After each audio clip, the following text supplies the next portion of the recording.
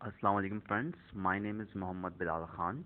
I am the student of MBA Morning and I am in my fifth semester in Iqra University Gulshan campus. Our course facilitator is Mr. Imtiaz Arif.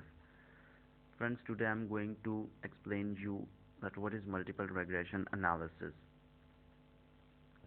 First of all, I will share with you people the theoretical overview of regression analysis.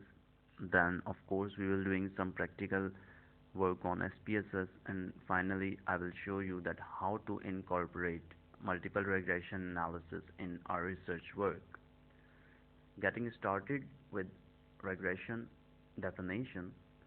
Well, multiple regression is a multivariate statistical technique which is used to examine the relationship between a single dependent variable and more than one independent variables.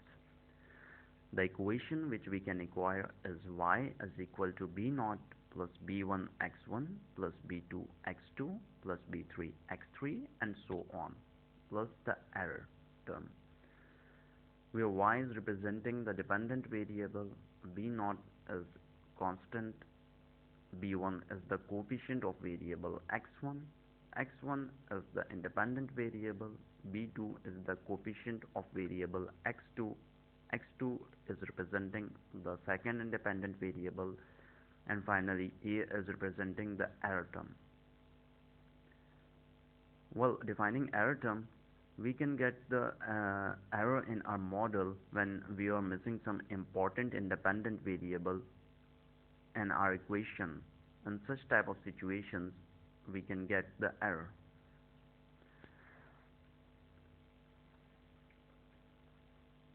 Moving ahead, well, there are basically two main objectives or core objectives of multiple regression analysis, which are prediction and explanation. We can predict the dependent variable through the independent variables. For example, if someone wants to predict the gross domestic product of Pakistan, he can use independent variables such as inflation rate and foreign direct investment in Pakistan. By using these two independent variables, someone can predict the gross domestic product of Pakistan. Second core objective is explanation. The impact and relationship of independent variables with the dependent variable. Again, taking the example of gross domestic product, one can explain that is there a positive or negative relationship between the inflation rate and GDP, foreign direct investment and GDP. Means we can examine the impacts and relationships of dependent and independent variables. Now the question arises that what is the adequate or appropriate sample size for running regression analysis?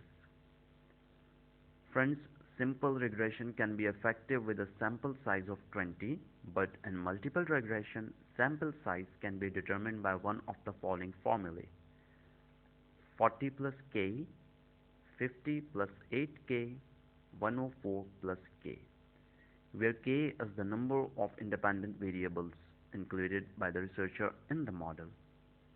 All these formulae have been determined by statisticians. Well, the most recommended formula is 50 plus 8k.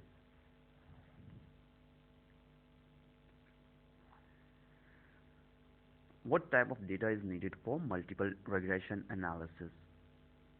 The predicted or dependent variable needs to be measured on a continuous numerical scale.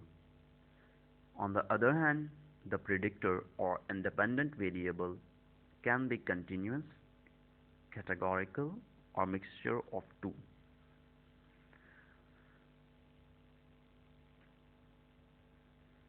Dummy variables. Regression analysis is limited to metric data, but we can convert the non-metric data into metric form by using dummy variables. For example, If there is an independent variable gender which is having importance in our research or analysis, then we can transform such independent variable as gender by using dummy variables. We will assign the value of 0 to male and 1 to female. This option is available in SPSS. Moving forward, another important concept is their multicollinearity. Before defining multicollinearity, I would like to share with you that what is collinearity. Well, friends, collinearity is the degree of relationship between two independent variables. We can also call it correlation, whereas multicollinearity is the degree of relationship between more than two independent variables.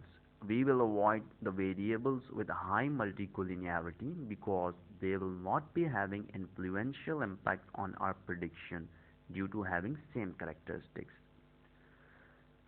As I have shared with you people the example of GDP,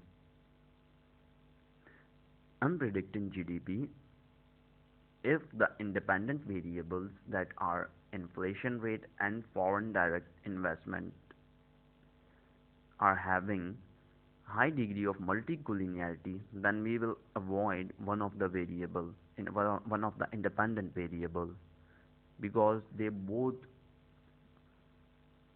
will not be having influential impact in predicting our GDP if they both are included at the same time. So we will avoid one of them.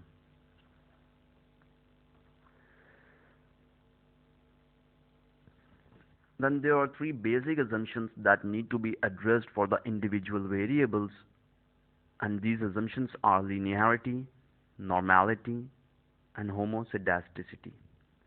All the individual variables should follow these assumptions.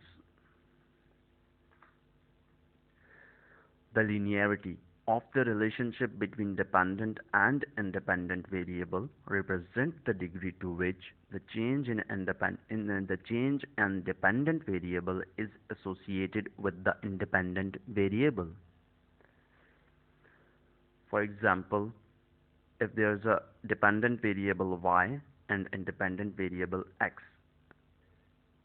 then for every unit change in x, there should be some change in y. This is called linearity.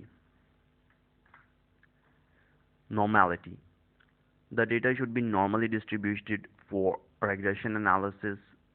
This option of normality is available in SPSS, and you can check the normality of the data by using normality option in SPSS.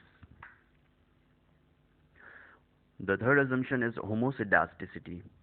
Well, when the error term shows constant variance for the range of independent variables, this means that the variance of the dependent variable does not